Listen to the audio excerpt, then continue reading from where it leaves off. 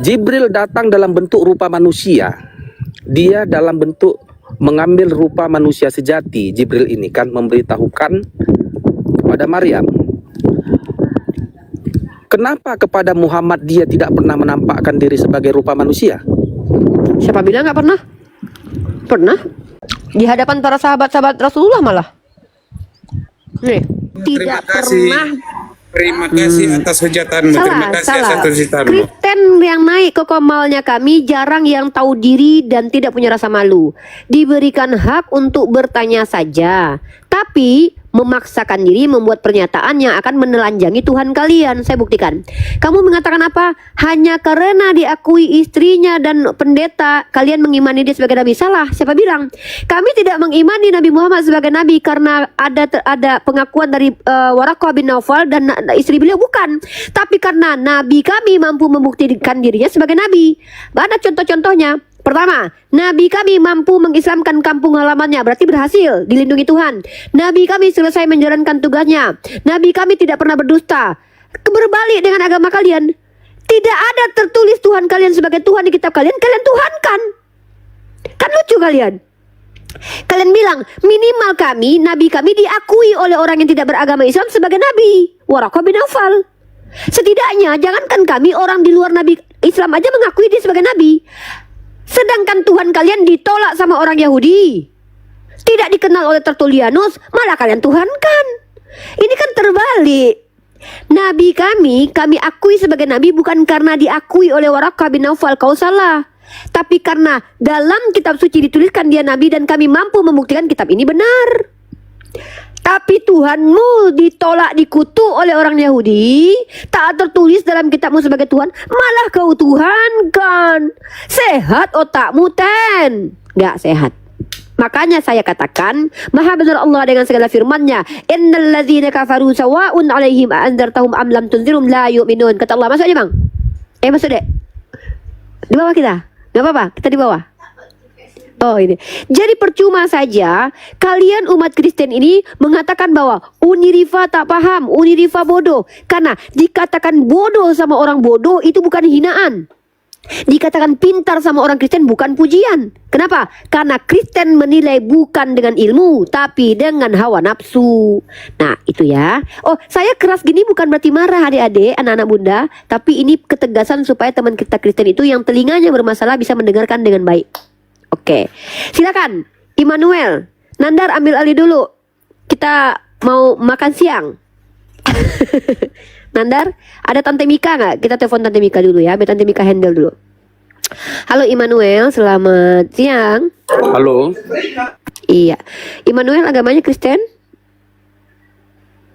Iya. Oke, Immanuel, saudara-saudara Kristen di room ini boleh bertanya tentang Islam dan boleh bertanya tentang pemahaman kami tentang Bible. Tapi tidak boleh kalian menghujat karena kami akan turunkan.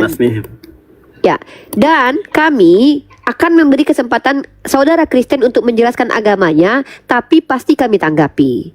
Kalau kamu mau berdiskusi dua arah dengan saya, silakan open kamera biar tahu siapa kamu dan tunjukkan data kalau kita bicara, oke? Kalau mau bertanya saja tidak apa-apa, tutup kamera. Kami hargai privasi kalian. Tapi kalian tidak boleh menjawab dan menjelaskan kecuali memang kalian tidak menghujat. Misalnya omongan kamu dari awal bisa santun, tenang, oke, saya kasih kesempatan. Tapi kalau kamu naik sudah marah-marah, ngamuk-ngamuk, kejang-kejang, itu ada air panas deh. Itu tadi masa air panas di situ. Maka kamu tidak diizinkan banyak bicara. Kekhawatiran kita kamu nanti menghujat. Silakan Immanuel. Saya masih turunkan nih level nih. Kalau seandainya tidak bisa buka kamera mau diskusi dua arah boleh, asal tidak menghujat dan kita saling mendengarkan kalau bicara. Monggo. Aku pilih opsi 1 ya, hanya bertanya saja. Oke, boleh silakan. Oke. Unirifa. Baik. Coba minta tolonglah dulu dijelaskan. Adakah sebuah peristiwa atau perbuatan yang dilakukan Allah di dalam Al-Quran yang menunjukkan bahwa Allah itu benar-benar ada? Oke, banyak sekali dan seluruh Al-Quran itu menunjukkan keberadaan Allah. peristiwanya semua jelas. Bismillahirrahmanirrahim. Salah satu ayat yang cepat saya bacakan. Huwallazi khalaqalakum ma fil ardi jami'an summa stawa ila samai fasawwahunna sab'a samawat wa huwa bikulli syai'in alim. Jelas di situ Allah katakan, huwallazi, Allah lah, merujuk kepada Allah. Dialah yang menjadikan bumi, ya. Dan kemudian huwallazi khalaqalakum ma fil ardi jami'an summa stawa, lalu Allah beristiwa alal arash. Itu bukti bahwa Allah itu eksis karena Allah melakukan tindakan menjadikan bumi. Itu sebuah peristiwa yang ada di Al-Quran. Dan itu bukan satu-satunya, tapi salah satu dari banyak ayat di dalam Al-Quran bahwa Allah membuktikan eksistensinya sebagai ilah yang layak disembah, menciptakan, dan bahkan memberikan kekuatan kepada Nabi Isa Al-Masih putra Maryam yang dituhankan oleh umat Kristen, memberikan kepada Nabi Isa kekuatan, kemampuan, mukjizat, bisa meniupkan kepada burung merpati untuk bisa hidup. Inilah bukti keilahian Allah Subhanahu wa taala tanpa perlu harus menjelma menjadi manusia. Karena yang namanya Tuhan yang transenden tidak pernah berimanan untuk membuktikan ketuhanannya. Cukup dia menjadi Tuhan dengan keilahiannya, dia bisa membuktikan dirinya sebagai ilahi. Salah satu secara rasional kita buktikan bahwa Allah adalah ilah yang layak disembah adalah dengan menghadirkan Nabi yang sepanjang sejarah dikritisi oleh banyak orang, namun tidak ada satu literasi pun yang bisa membuktikan beliau pernah berdusta. Tapi klaim bahwa Nabi ini adalah siddiq, amanah, dan juga terpercaya, itu tak terbantahkan. Artinya mustahil ini perkataan manusia, pastilah perkataan Tuhan. Bahkan kata Allah dalam Quran surah An-Nisa ayat 82, "Dabarunal Qur'ana walau kana min indi ghairillah wala jadu fihi ikhtilafan katsiran." Kata Allah Subhanahu wa taala, kalau seandainya Al-Quran ini bukan dari sisi kami, kata Allah, tentulah banyak ikhtilaf di dalamnya atau kontradiksi. Ternyata secara ilmiah tidak terbukti bahwa Al-Quran punya kontradiksi, melainkan kami mampu membuktikan Bible lah yang penuh dengan kontradiksi. Bahkan itu bukan kata kami, tapi kata scholar kalian. Inilah bukti bahwa Allah eksis, keberadaannya sebagai ilah yang benar. Silakan. Saya sudah jawab dengan dalil, saya sudah jawab dengan rasional. Pilihan terhadap Anda itu adalah hak Anda. Anda menutup diri, urusan Allah dengan Anda. Anda menerima, urusan Allah dengan Anda. Tugas saya hanya menjawab pertanyaan Anda dan bukan melakukan apa yang Anda mau, tapi menjawab dengan apa yang saya tahu. Wallahu a'lam bishawab. Silakan pertanyaan selanjutnya.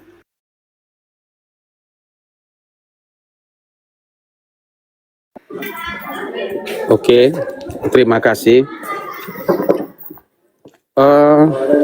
Pertanyaan kedua, perintah berpuasa itu sebenarnya perintahnya Muhammad atau perintahnya Musa? Puasa itu perintah Allah Subhanahu wa taala. Ya, Quran surah Al-Baqarah. Ini saya bacakan ayatnya. Dan perintah Allah ini kami dapati melalui lisan Nabi Muhammad, karena para nabi itu membawa perintah Allah. Bismillahirrahmanirrahim. Wahai orang-orang beriman, ya ayyuhalladzina amanu kutiba alaikumusiyam, diwajibkan atas kamu berpuasa sebagaimana diwajibkan atas orang-orang sebelum kamu agar kamu bertakwa. Jadi perintah berpuasa itu dari Allah Azza wa Jal yang diberikan melewati lisannya Nabi Muhammad, sebagaimana Tuhannya Bani Israel memerintahkan Bani Israel dengan menggunakan Musa membawa firman dan perintah itu, dengan membawa hukum Torah. Seperti itu. Jangan lupa makan siang teman-teman, dimanapun berada, sehat selalu ya. Jangan lupa makan siang dan sholat zuhur ya. Yang sudah masuk waktu sholat zuhur silakan sholat zuhur dulu. Yang sudah masuk waktu makan siang silakan berikan hak kepada tubuh kalian. Saya juga akan sambil makan. Kenapa? Tidak mengganggu diskusi kita ya, karena kita tidak di forum umum, forum yang profesional, karena ini adalah ruang independen. Maka saya izin kepada teman-teman sambil menjawab, sambil saya memberikan hak kepada tubuh untuk makan. Lanjut, karena kalau saya tinggalkan Nandar bilang lagi panas-panasnya katanya. Memang si hantu belau nih Nandar ini. Oke, Immanuel, pertanyaan ketiga. Pertanyaan ketiga. Oke. Dalam pewahyuan Islam bahwa Muhammad satu-satunya yang menerima itu dan menyebarkannya kepada sahabat-sahabat sehingga dikumpulkanlah ini menjadi Al-Quran. Jadi Bentar Immanuel, sebentar.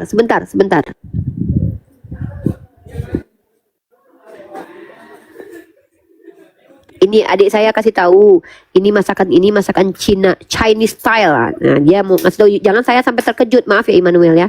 Oke, lanjut Immanuel. Bagaimana tadi, diulangi lagi, sorry. dalam pewahyuan Al-Quran bahwa Allah memberikan wahyu itu kepada Jibril.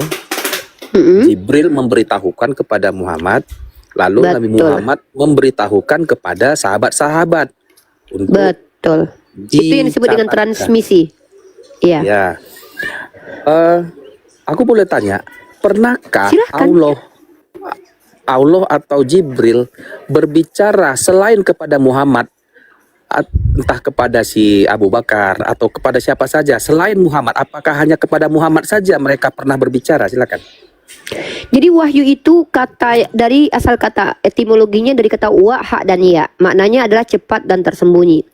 Wahyu dari Allah itu diberikan Allah, definisi secara terminologinya menurut para ulama adalah informasi yang diberikan Allah kepada orang pilihannya. Orang pilihan ini bisa disebut dengan orang soleh, bisa disebut dengan rasul, bisa disebut dengan nabi. Dan salah satu orang yang mendapatkan wa, ha dan ya bukan untuk disampaikan, yang bukan nabi itu adalah Sayyidah Maryam. Sayyidah Maryam datang melalui didatangi oleh Jibril. Tapi apa yang disampaikan Allah kepada Sayyidah Maryam bukan untuk menjadi hukum kepada umat, tapi untuk Sayyidah Maryam. Nah, jadi ini bisa dikatakan juga sebagai wahyu. Nah, kata wahyu dalam Al-Quran itu banyak makna, ya. Yang ada artinya secara kata dasarnya bisa cepat dan tersembunyi atau bisikan. Nah, kalau untuk risalah kenabian itu tidak diberikan kepada perempuan, melainkan kepada pria yang bergelar sebagai nabi. Itu risalah kenabian. Apa yang dimaksud dengan risalah kenabian?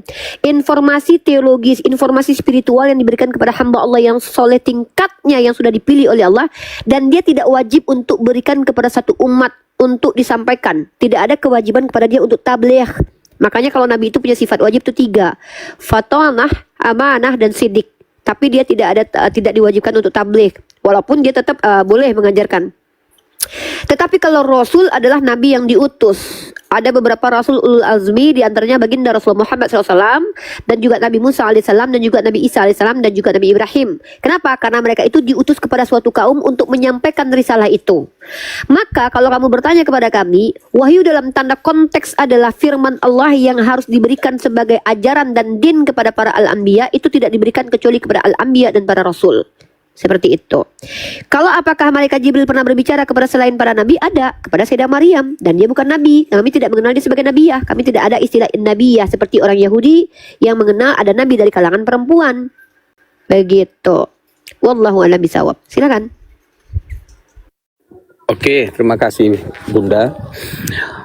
Aku mau tanya dulu, ini pada saat Jibril datang kepada Maryam, pada saat dia kelahiran Isa alaihissalam, Jibril datang dalam bentuk rupa manusia. Dia dalam bentuk mengambil rupa manusia sejati. Jibril ini kan memberitahukan kepada Maryam. Kenapa kepada Muhammad dia tidak pernah menampakkan diri sebagai rupa manusia? Siapa bilang nggak pernah? Pernah. Di hadapan para sahabat-sahabat Rasulullah malah. Nih.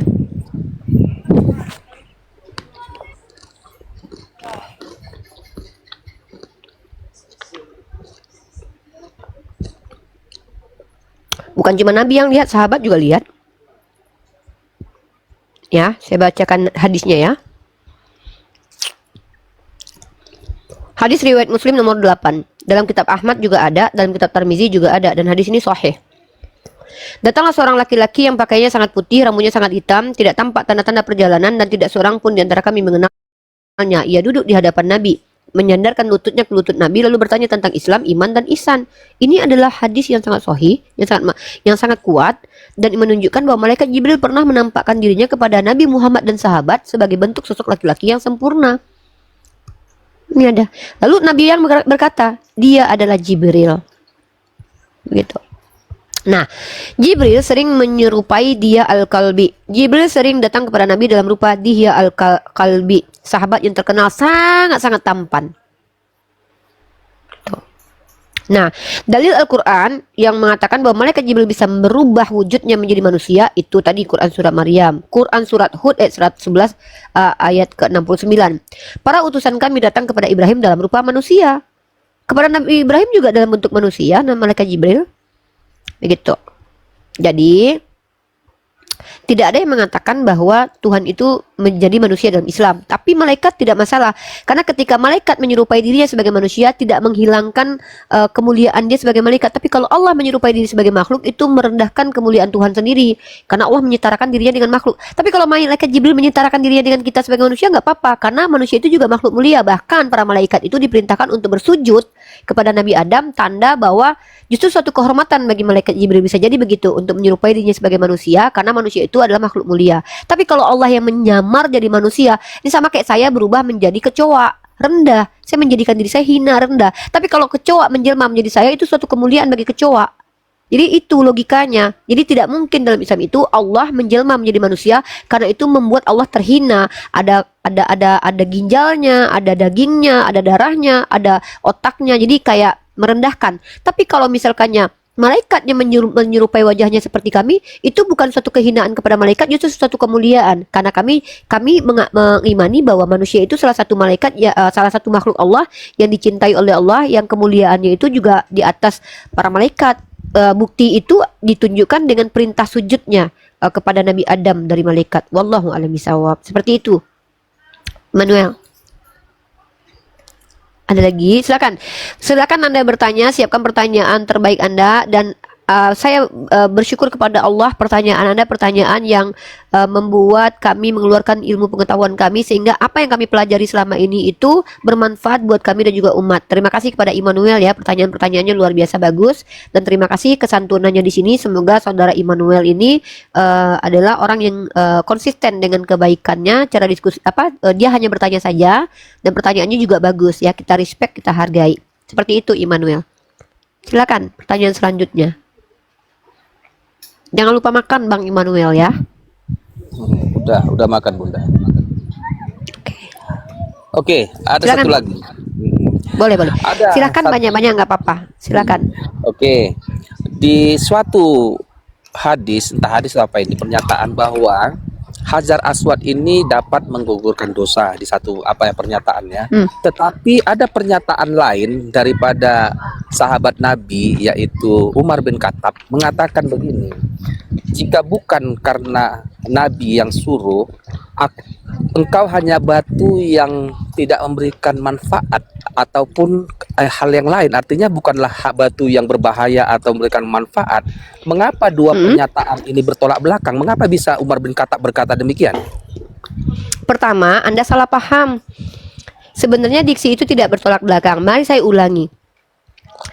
Menurut saudara Immanuel, pernyataan Nabi Muhammad bahwa mencium batu Hajar Aswad menggugurkan dosa bertentangan dengan narasi Umar ibnu Khattab yang mengatakan Hajar Aswad tidak dapat berbuat apa-apa. Dia bukanlah batu yang memiliki kemampuan. Melainkan Sayyidina Umar itu mencium karena Rasulullah mencium. Kalau Anda jeli memahami bahasa Indonesia, itu bukan diksi yang bertentangan. Mari kita bedah pelan-pelan. Dalam hadis itu bukan batu Hajar Aswad yang menggugurkan dosa. Coba Anda perhatikan baik-baik. Hadisnya saya bacakan begini. Barang siapa melakukan tawaf di Ka'bah lalu menyentuh Hajar Aswad. Nah, menyentuh Hajar Aswad tidak sama dengan batu Hajar Aswad. Menyentuh itu adalah kalimat pekerjaan. Batu Hajar Aswad adalah diksi benda, kata benda. Jadi kontradiksinya tidak ketemu, tidak ada. Karena maksud Rasulullah melakukan perbuatan dengan menyentuh dan mencium itu menggugurkan dosa. Jadi yang menggugurkan dosa itu bukan batunya, tapi perbuatannya, amalan soleh. Kenapa amalan itu dikatakan soleh? Karena ketika menyentuh batu Hajar Aswad itu menjalankan sunnahnya Rasulullah SAW, dan itu masuk ke dalam amalan soleh. Lalu Umar berkata, batu ini tidak dapat berbuat apa-apa. Batu itu tidak mampu berbuat apa-apa. Oke, saya kasih analogi atau kasih case lain lah, kasus yang lain. Kami dihapuskan dosa kami kalau kami menyingkirkan duri dari jalan. Maka bukan duri itu yang mengampuni dosa, tapi perbuatan menyingkirkan duri itu yang membuat kami diampuni oleh Allah. Itu jadi tidak kontradiksi. Tidak ada kontradiksi dari apa yang disampaikan Rasulullah dengan mencium batu Hajar Aswad menggugurkan dosa, dengan apa yang dikatakan Umar bahwa Hajar Aswad tidak dapat berbuat apa-apa.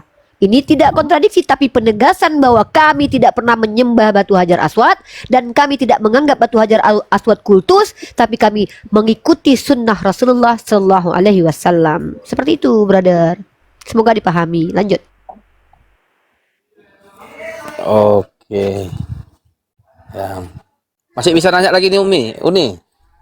Immanuel sampai 2 hari 2 malam kalau siap bertanya dengan saya temani. Saya di sini makannya diantar nih, diantar makan ke atas ini. Jadi saya tak perlu berpisah, Iyalah. berpindah Ini. duduk ya kan? Mau 2 hari 2 apa-apa. malam Bang Immanuel tanya boleh, silakan. Gak apa-apa. Artinya memang harus ditanyakan pertanyaan yang benar-benar menyinggung daripada yang sebenarnya. Jangan pertanyaan yang mengada-ada kan begitu. Siap, ini keren nih Bang Immanuel nih. Ini salah satu umat Kristen yang saya anggap berpikir. Pertama, pertanyaannya pertanyaan yang bagus.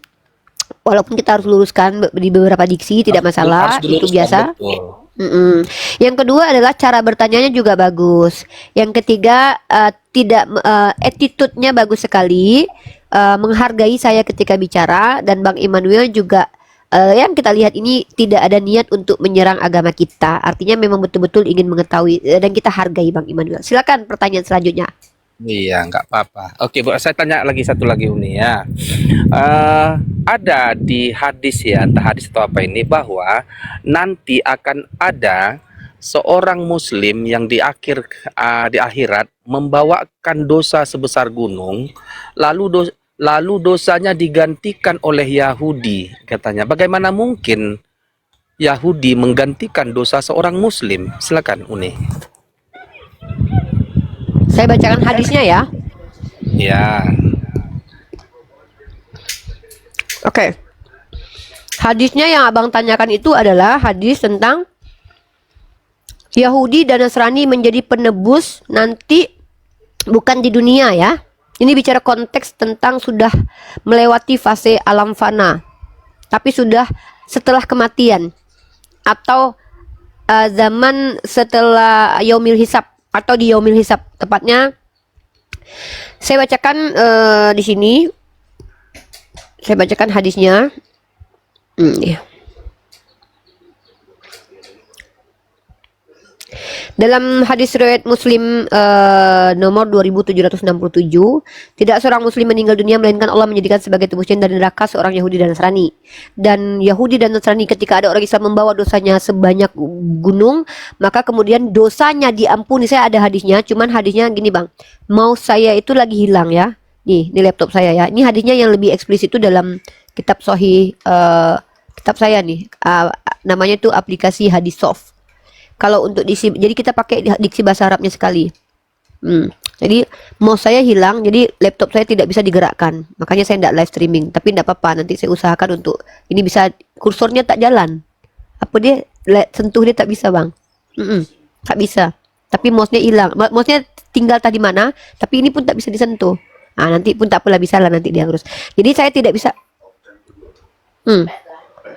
Tak apa, makan dulu aja. Tak apa, makan dulu aja. Nanti aja kita urus, tak apalah. Ini yang penting saya kasih tahu sama Immanuel bahwa hadisnya tuh bunyinya begini, bro. Nanti saya kasih kepada Anda lihat. Dalam diksi hadis itu, orang Islam yang membawa dosa banyak itu diampuni oleh Allah. Ya, dosanya tidak diberikan kepada orang Yahudi dan Nasrani, tapi diampuni oleh Allah dulu. Dosanya diampuni. Tapi mereka nanti bertukar tempat dengan Yahudi dan Nasrani. Nah, jadi mungkin ulama memahaminya begini, bro. Jadi ketika Allah menciptakan surga dan neraka, itu lebih dulu daripada menciptakan manusia. Kalau Allah menciptakan surga dan neraka, tidak tahu berapa orang yang masuk di surga dan neraka ini, artinya Allah tidak maha tahu. Seperti ini, Anda sebagai manusia punya usaha developer. Lalu Anda buatlah rumah 100. Anda tidak bisa pastikan rumah itu laku semua. Akan ada 10 tahun nanti kosong 2 rumah, 3 rumah. Karena Anda manusia, tidak maha mengetahui. Tapi kalau Allah, tidak mungkin rasanya dalam logika kita. Allah menciptakan surga dan neraka, tapi ternyata di surga ada kamar kosongnya. Ternyata di neraka ada kamar kosongnya. Berarti Allah miss dalam penciptaannya. Allah ciptakan dalam neraka itu tempat duduk untuk 100 orang. Tiba-tiba yang masuk neraka cuma 50 orang. Berarti Allah miss. Allah salah. Nauzubillahi min zalik. Maka ulama mengatakan Allah sudah tahu kapasitas surga ini. Berapa orang yang masuk surga? Misalnya 100 orang, maka kapasitasnya untuk 100 orang. Dan kapasitas neraka ini untuk 100 orang. Nah, dalam kehidupan kita berdunia, Anda melihat sendiri bagaimana pertukaran itu terjadi. Orang yang Kristen berpindah tempat menjadi Islam, orang yang Islam berpindah tempat menjadi Kristen. Nah, bagi kami yang tidak, makanya Rasulullah itu bilang begini, kullu umatin yadkhulul jannah. Seluruh umatku pasti masuk surga, apapun jalannya. Fase-fase masuk surganya beda-beda tergantung kualitas imannya. Para nabi, anak kecil yang meninggal sebelum balik, kemudian orang yang meninggal dalam keadaan syahid tanpa meninggalkan hutang, mereka masuk surga tanpa hisap. Nggak ditanya lagi amalannya, langsung seret masuk surga. Orang-orang soleh yang kemudian masih ada hisap, tapi yang dihisap adalah sholatnya. Dilihat sholatnya bagus, tidak lagi ditanyakan yang lain, masuk dapat tiket. Ini kayak dapat tiket VIP gitu. Kemudian ada orang soleh yang ternyata dosanya lebih sedikit, pahalanya lebih banyak. Maka nanti akan ada timbangan-timbangan, dilihat nanti apakah dia punya amalan kepada orang lain, nanti ada saksi segala macam. Inilah namanya persidangan itu. Dan nanti sesuai dengan keputusan Allah lah, dia bagaimana, apakah Allah akan ampuni, Allah itu Allah nanti. Jadi ini keadilan Allah bro, nggak semua orang tuh sama. Nanti saya tunjukkan kalau ini tidak make sense ya, kalau sama semua tuh tidak make sense, Allah tidak adil jadinya. Tapi ada umat Islam ini, dia tuh beriman kepada Allah, dia beriman kepada Rasulullah, tidak pernah menyembah selain kepada Allah, tapi dosanya banyak. Dia suka berzina, suka mabuk, mencuri, memperkodok, menipu, korupsi. Ketika dia korupsi, dia mendustai satu negara. Berapa banyak tanggung jawabnya kepada manusia. Dosanya banyak.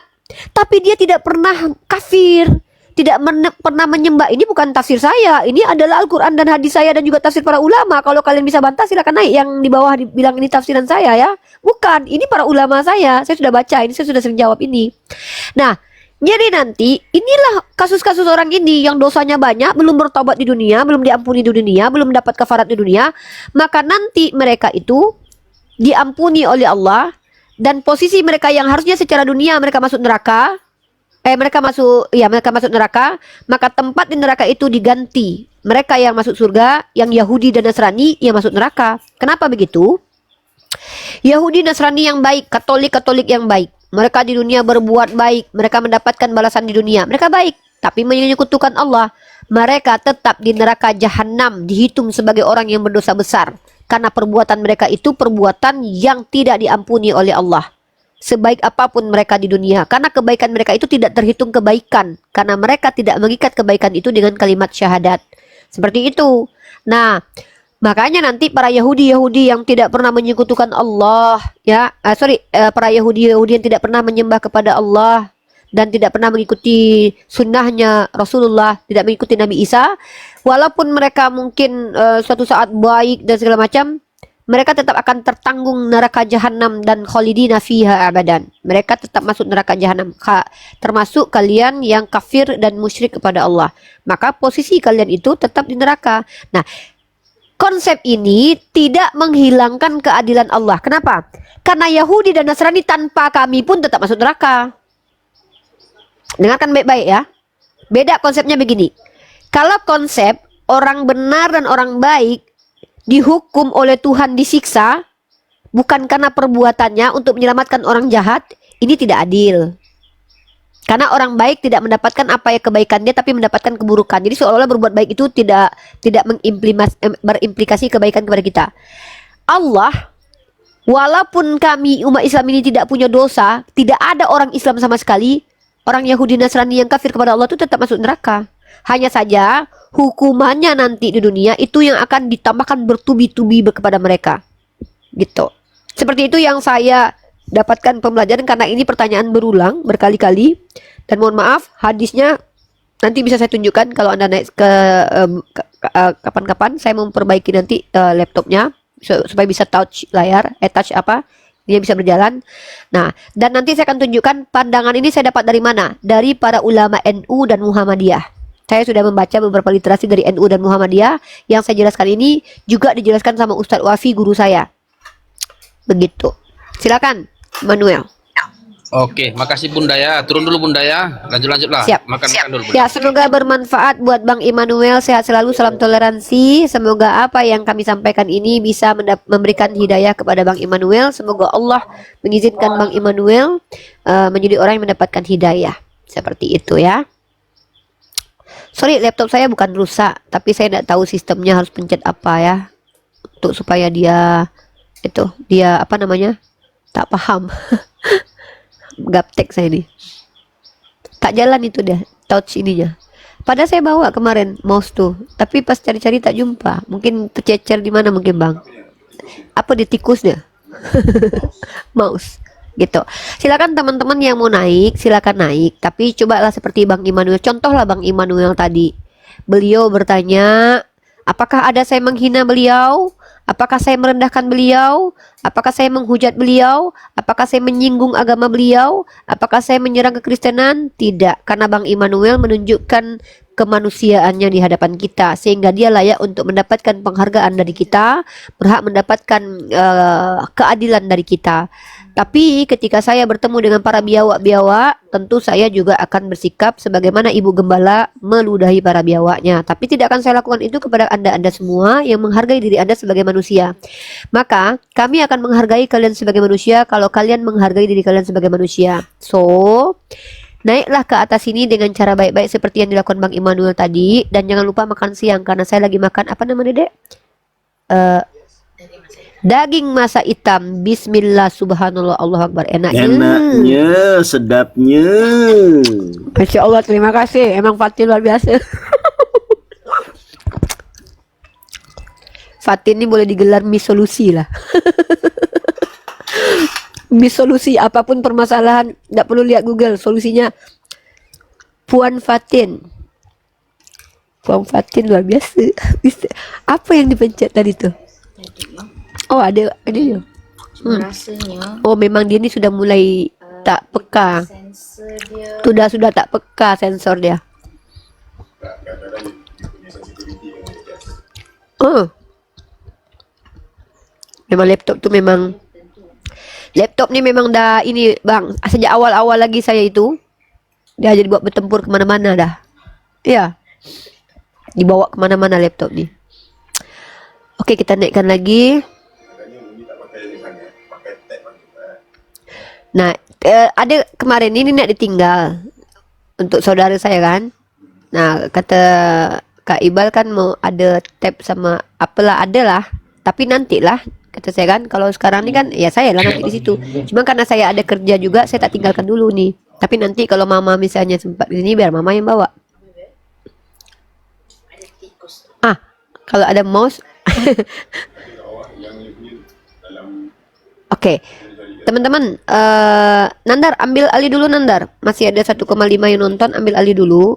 Gue mau sholat zuhur dulu. dia punya problem dia memang sensor ke Nandar, monyong. Naikin dulu Tante Mika kalau tidak. Atau ada apologet-apologet di bawah yang lagi nonton mungkin. Mbak, saya tengok dulu.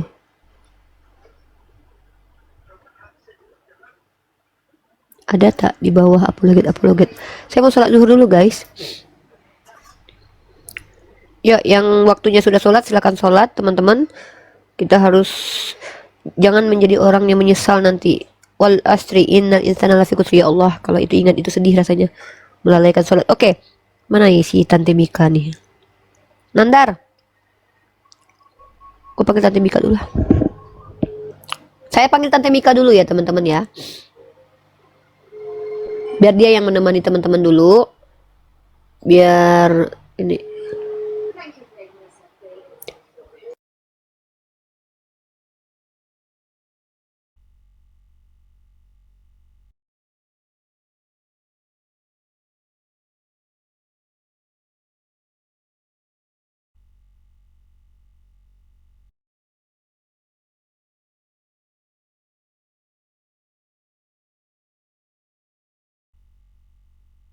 Cepat ya. Nanti teman-teman Tante Mika akan menyusul, kita akan oper handle, tapi sementara Nandar ambil alih dulu. Ambil alih dulu Nandar. Nandar? Nandar. Teman-teman ada di bawah yang ini? Yang apologet di bawah ada tak? Ada nggak yang dibawa apologet? Teman-teman apologet, makanya ini kami harus bersinergi teman-teman ya, biar kami itu shift-shiftnya ganti-ganti. Jadi inilah pentingnya kami berjamaah beramai-ramai, karena kalau saya sendiri itu ada keterbatasan, seperti harus sholat dulu, harus ini, harus itu. Nah jadi kalau ada saudara-saudara kami bergabung, misalnya kami bisa kasih kesempatan mereka untuk menunjukkan perapologetan juga gitu loh. Inilah kami. Nandar, halo Nandar. Nandar. Perintah siapa sholat? Perintah Allah. Nandar. Wa aqimus sholata, itu perintahnya. Wa aqimus sholat, dan dirikan sholat. Nandar. Ini diksi ini ya. Baros, jangan sering benturkan kepala ke lantai, nanti jadi dungu. Pertama Baros, sholat itu tidak membenturkan kepala. Karena kami tidak pernah melakukan hal itu. Kami itu mengikuti cara Yesus, yaitu meletakkan kening ini di tanah, lalu meminta kepada Allah. Itu juga dilakukan oleh Yesus kok. Jangan tuduh Yesus benturkan kepalanya ya. Pak Dehe ada? Oh, Nandar mungkin sholat, udah gantian mungkin. Menggilir perempuan perintah siapa? Tidak ada perintah menggilir perempuan. Ini teman-teman Kristen ini dapat info dari mana? Teman-teman Kristen ini kalau misalkannya bertanya, pertanyaannya ada dasar lah. Ya, Nandar lagi sholat, kita gantian. Gitu ya. Jadi Yesus juga melakukan hal yang kami lakukan, meletakkan keningnya di tanah lalu meminta kepada Tuhan dengan bersujud. Ya. Jadi para nabi itu memang bersujud cara memintanya kepada Tuhan, bukan nyari-nari, bukan joget-joget di gereja ya. Tak ada tuh yang joget-joget begitu. Ya. Poligami menjamin surga, tidak ada dalilnya poligami menjamin surga. Yang ada adalah poligami adalah kenikmatan yang diberikan oleh Allah sebagai solusi di dunia dan di surga. Kamu salah. Tidak ada, jangan mengada-ada lah. Gini loh dek, kalau kamu memfitnah agamamu, kami tidak rugi. Tapi kalau kamu memfitnah agama kami rugi membiarkannya. Jadi saya harus luruskan. Ketika saya meluruskannya, saya akan singgung agama kamu. Nanti kamu malu, Tuhanmu nanti malu nanti. Ya, contoh, yang menjamin poligami masuk surga itu adalah Tuhanmu. Karena Tuhanmu sendiri memberikan istri-istri orang kepada Nabi Daud. Jangan gitu deh. Dalam 2 Samuel pasal 1 Samuel pasal 12 nomor 8. Kamu lihat deh. Telah kuberikan istri-istri tuanmu ke dalam pangkuanmu. Tuhanmu itu. Nabi Tuhan kami nggak pernah kayak gitu. Apakah pernah Allah mengatakan, telah kuberikan istri-istri orang kepadamu ya Muhammad? Nggak ada. Tapi Nabi di dalam kitabmu diberikan istri-istri orang oleh Tuhannya. Bahkan jangankan di surga, di dunia aja sudah dijaminkan Tuhan istri-istri orang kok. Gimana dong? Ya sambil makan ya. Silakan. Roy Tambunan, berdusta. Emang kami Paulus, Roma pasal 3 nomor 7. Kalau karena dustaku kemuliaan Tuhan semakin melimpah, kenapa kami harus dihakimi sebagai orang berdosa? Nggak gitulah. Memang dari masalah memang pasti. Sensor.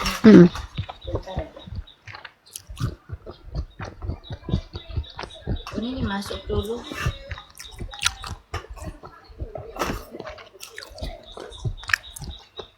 Oh iya, memang ada sensornya.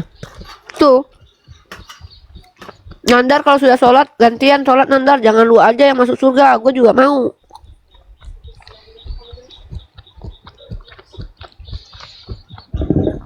Halo, Ma? Apa, Ma?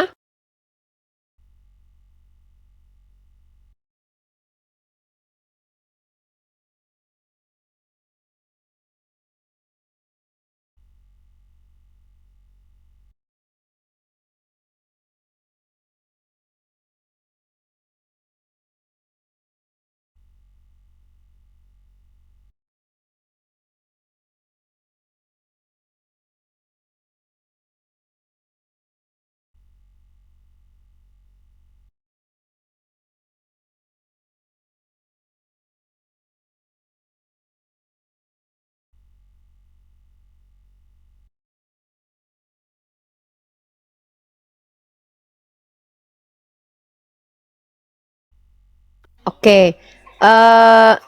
Teman-teman ya. Sepertinya Nandar lagi sholat.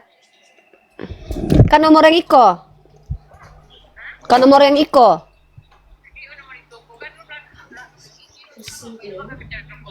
Jadi. Oh tuh isi pulsa. Jadi isi pulsa. Jadi. Tunggu tadi. Ada HP deh. Oke, Musonef 007. Silakan agamanya apa, Bro? Assalamualaikum warahmatullahi wabarakatuh. Salam. Akhi Muslim. Ya? Iya, lupa ya sama saya. Ingatan saya ingatan gajah untuk hal-hal tertentu, tapi kadang Ustadz nih.